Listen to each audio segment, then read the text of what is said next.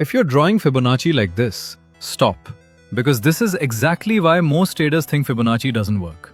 The problem isn't the tool.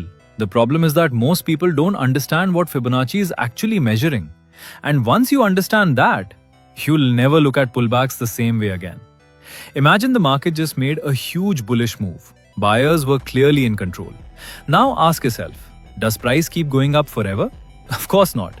Markets breathe, they expand, and then they pull back. That pullback is exactly what Fibonacci is trying to measure. Think of it like stretching a rubber band. The stronger you stretch it, the more naturally it wants to relax before continuing. Markets behave in a surprisingly similar way. After every strong impulse, price usually retraces before making its next move. And Fibonacci helps us measure that retracement.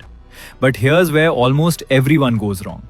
They randomly grab two candles, draw Fibonacci, and expect magic. That's not how professionals use it. First, identify a clear impulsive move. One side of the market should obviously be in control. Only then do you mark the swing low and the swing high. Those 2 points define the move you're actually measuring. If your swing is wrong, every Fibonacci level will also be wrong. Now look at the levels that appear. 23.6%, 38.2%, 50%, 61.8%, 78.6%. These aren't random numbers. They simply represent different depths of the pullback. Some retracements are shallow, some are deep. The market decides. Our job is only to measure. Now pay attention to this area, between 38.2% and 61.8%. This is often called the golden zone.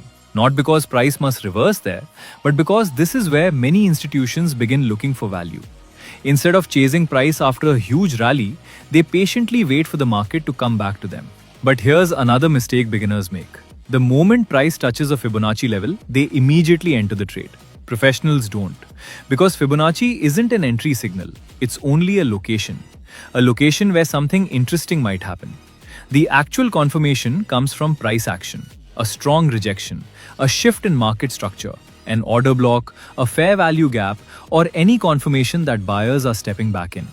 Only then does the trade make sense. So remember this, Fibonacci doesn't predict the future. It doesn't tell you exactly where price will reverse.